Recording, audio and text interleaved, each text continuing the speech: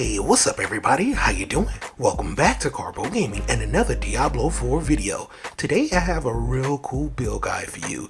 Today is going to be all about the Sorceress and the server slam, which is going to happen in just a few weeks. Now this build is going to be OP with just 20 points, be able to face tank and do some amazing damage as well. Let's get started with the server slam level 20 Sorceress build. Let's go! Once again, thanks for watching everybody, and without further ado, ladies and gentlemen, let's get started. Like I said, this is going to be all about the Sorceress, and it's going to take into account all of the different buffs and nerfs that we have for the Sorceress from the developer's last build.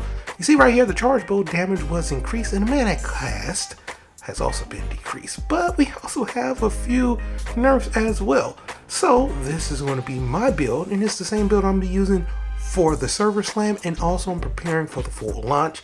Of course, it's going to be only using 20 points, but you still should be able to do great damage against a Shava with this build. Now, of course, I would used to roll with Frostbolt, and you can too. You can do whatever you want right here.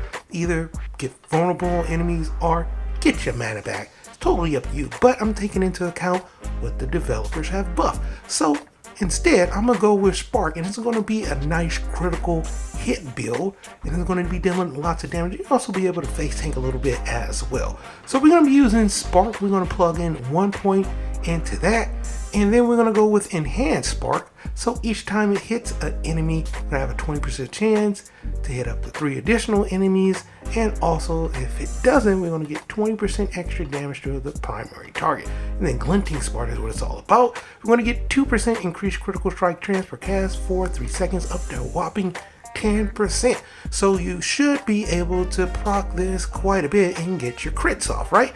Now when it comes to the core skills, there is plenty of choices, but you also have a nerf right here, the Chain Lightning, which a lot of people was using. It also reduces the effectiveness towards bosses. So what I decided to do is basically skip all of those core skills, but I still need to get down to the next node. So I'm gonna plug in 1 point into Devastation so I can get a little bit of mana in Potent Warding after casting a non-basic skill. You're gonna get 2% resistance and 1% after that, which is just a little bit of tankiness. 1 more point into the mana so we can get over here to our Flame Shield, which is pretty good, right?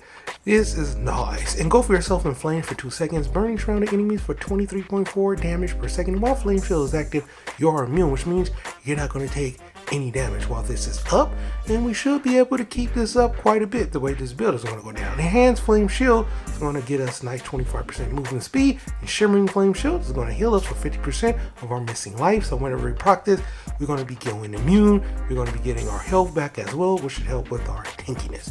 Okay, now we're going to come down here and we need to get to our Hydras, right? So we're going to plug in 1 point into Ice Armor and 1 point into Frost Nova, but not just yet. Let's check out Ice Armor. A barrier of ice forms around you for 6 seconds, absorbing a percentage of your base life and damage. While Ice Armor is active, 10% of your damage is dealt is added as a barrier. So we're going to have this barrier, and we're going to have Enhanced Ice Armor as well. It's going to increase our mana regeneration. Frost Nova is going to help us get the freezing effect on enemies, right? For 15 seconds, we're going to have a nice little cooldown. We'll get 2 charges of that, which is nice. Be able to fuck vulnerable on them as well when we upgrade this bad boy. But we're really trying to get to the Hydra, so the next point is going to go into the Hydras, right? Boom. 1 point into the Hydras. We're going to summon the 3-headed Hydra for 3 seconds, dealing fire damage up to 30%, which is pretty dope. And here we're going to go with the Ice Blades for our next plug, and this is what our build is all going to come together. This is going to help us get our cooldowns back, right? You're going to conjure a pair of Ice Blades for 6 seconds that rapidly slash enemies for 30.7 damage and have a 30% chance to make them vulnerable. So we have another chance to get more vulnerables on enemy, which is nice. Enhanced Ice Blade is going to reduce the Ice Blades by 1 second each time it hits a vulnerable enemy. So you're going to get that back quick. And Summon Ice Blade, 50% of Enhanced Ice Blade cooldown is affected to the rest of our abilities. And this is how we're going to get all of our abilities back rather fast. 1 point into Frost Nova is going to be our next go. And now we can finally upgrade our stuff over here. Frost Nova is going to unleash a Frost Torrent. Enhanced Frost Nova, 1 point into that. Now it's going to reduce the cooldown by 2 seconds, which is pretty freaking nice. right? And then Mystical Frost Nova is going to inflict vulnerable on there. We take that point away that I'm not supposed to beat her. We had a total of 18 points right here, right? This is how everything is going to look. Remember, we only have 20 points that we can get, but up to 22 though, if you go with your renown system, get those extra 2 points. So we're going to plug in one more point into our Hydras up to Invoke Hydra, and this is how we're going to be getting our critical hits with our Hydras. Now I plug in 2 more points into the regular Hydra, and I'm sitting at a total of 22. I'm gonna go back up here and I'm gonna take away 1 point from our mana, and it's not going to destroy our tree or anything like that.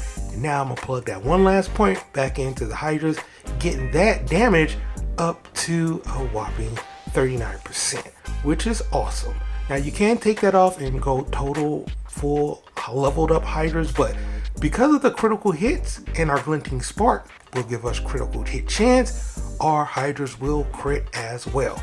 And that is going to be my build for the Server Slam. And of course, I'm going to be building up on this when the full game come out. When the full game come out, I have a nice build for you as well. Now, this Sorceress build should have you face Tengen and Shava and really not having any issues with Server Slam. That's coming up in just a few weeks. But for right now, that's pretty much going it for the video. I hope you truly enjoyed it. As always, if you are new to the channel, how you doing and welcome. Don't forget to subscribe. Right here at Karpo Game, upload a wide variety of videos, range from updates, tips and tricks, guides and news, and a whole lot more. So hopefully you enjoyed this video. Once again, thank you everybody for all your love and support. And as always, I'll be seeing y'all in the next one. Later.